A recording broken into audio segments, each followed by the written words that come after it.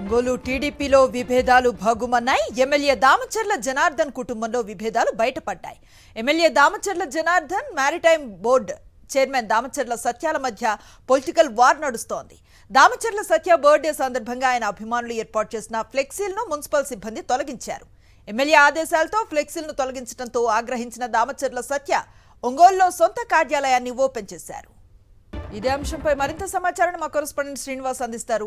శ్రీనివాస్, దామచర్ల కుటుంబంలో కలహాలకు సంబంధించి వివరాలేంటి?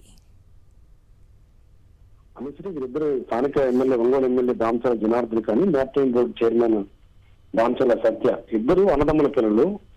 దామచర్ల దివంగత మంత్రి దామచర్ల మాజీ మంత్రి దామచర్ల ఆంజనేయులు మనవలుగా వీరిద్దరు రాజకీయ రంగ ప్రవేశం చేశారు. 2012లో దామచర్ల జనార్దన్ రాజకీయ రంగం చేసి 2014లో ఎమ్మెల్యేగా అయ్యారు. ఇప్పుడు రెండోసారి ఎమ్మెల్యేగా ఒంగోలుకున్నారు.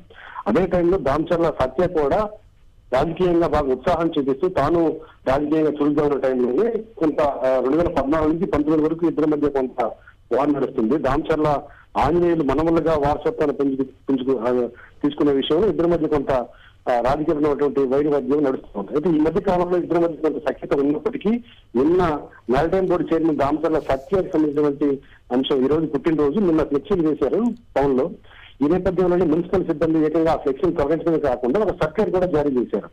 ఎవరు కూడా నగరంలో ఫ్లెక్సీలు వేయడానికి వీల్లేదు, డివైడర్ల వర్క్ జరుగుతుందని ఒక కారణం చూపించి ఫ్లెక్సీలు వేయకూడదు అని చెప్పేసి ఒక సర్క్యులర్ జారీ చేశారు.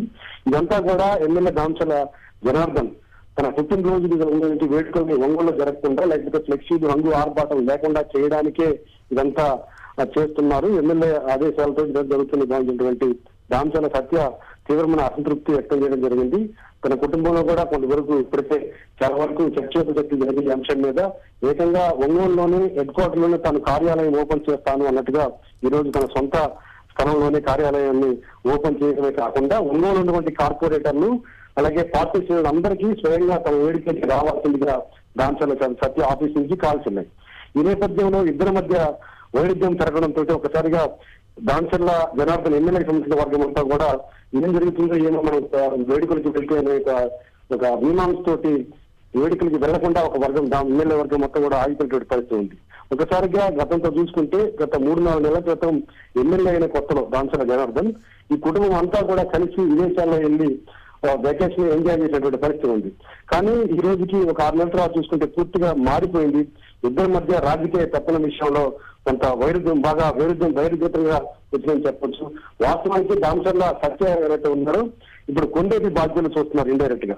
కొండేపి ఎమ్మెల్యే మంత్రిగా ఉన్నటువంటి స్వామి ఉన్నప్పటికీ మంత్రిగా ఉన్నటువంటి స్వామికి ఏమి పవర్స్ లేకుండా చేశారు. దాదాపు దామచర్ల సత్యనే నియోజకవర్గం మొత్తం కూడా అన్ని వ్యవహారాలు చూసుకుంటున్నారు.